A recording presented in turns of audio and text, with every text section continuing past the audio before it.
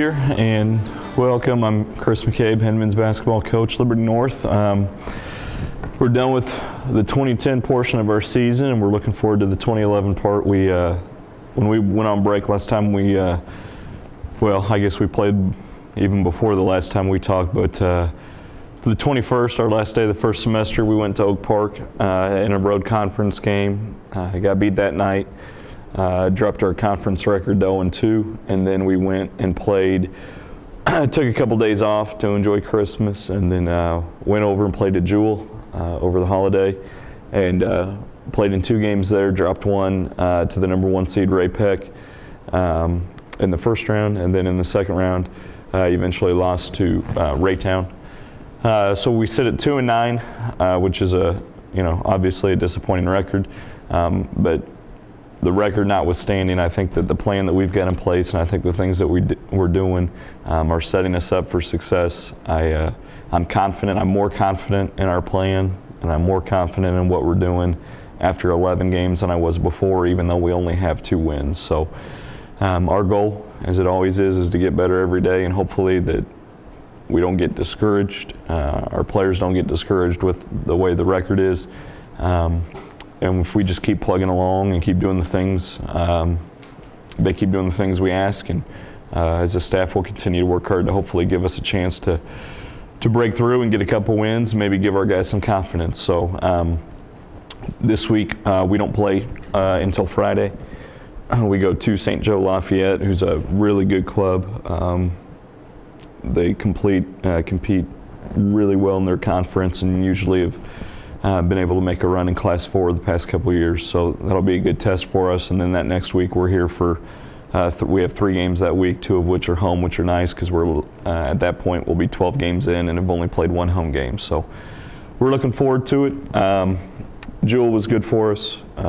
We got better as a team. We faced good competition. We got to practice and play over break. We actually were awarded with the sportsmanship award over at Jewel. So that's a good testament to our guys and to how they're being respected for the things that they're doing, both on and off the court, and the way they're treating people. So that's a good compliment to our team. So with that, open it up to questions. What positives would you say came out of the Jewel tournament? What positives to take out of the Jewel tournament? Every time we compete, we have a chance to put it on film and go back and watch it and instruct guys and coach guys about the things that we're wanting them to do. And, individually, some guys are playing better. So we've got better individual play out of some. Now we still need other guys to improve. We keep telling them once the individual players improve, the team's going to improve.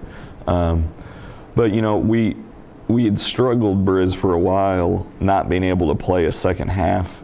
We'd be tied, or we'd be down 5, or we'd be playing well, and then we'd get to halftime, and then we'd come out in the second half, and it's like we forgot what we were doing. That wasn't the case in our second game against Raytown. We started the game poor, unfortunately, so it got us down 22-11 after the first. And then it just kind of stayed that gap. We cut it to 6 twice, 5 once. But we dug ourselves a hole, but at least we came out in the second half and played well. So our guys get to play against competition that it tests them and that they can put on tape, and then we can go back and look it over. So, there's different positives individually as a team. Like I told you, we're hopefully we can continue to play better in the second half, and then we can put together first half too. So it's a work in progress, man.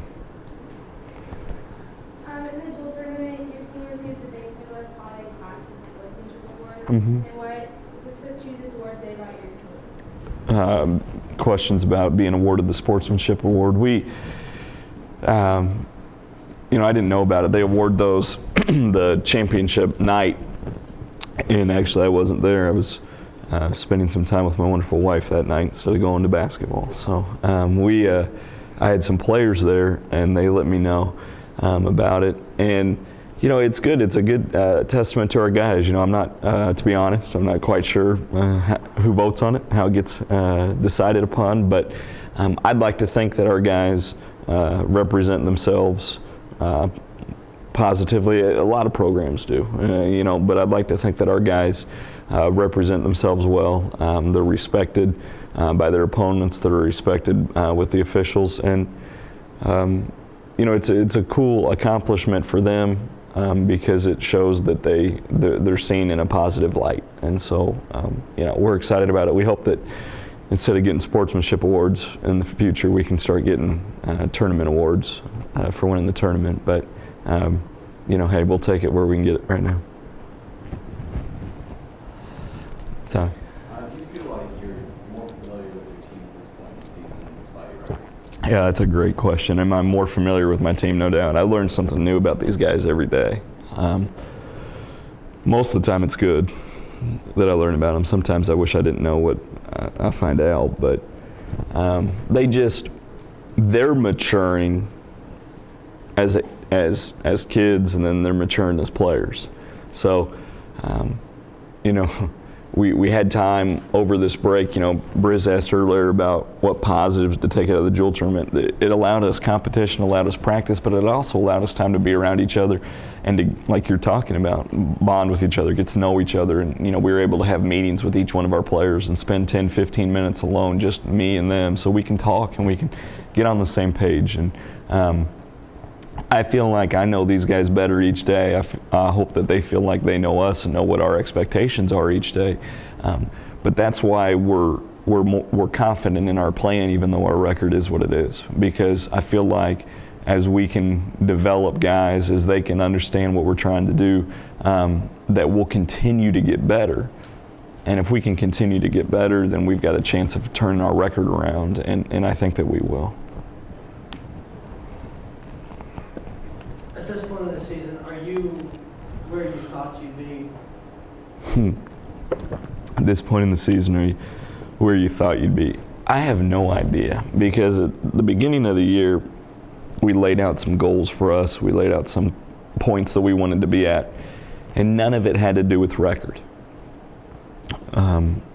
We had stuff that we wanted to install as a team. When you take over, you've got your own system and your own things that you want to put in.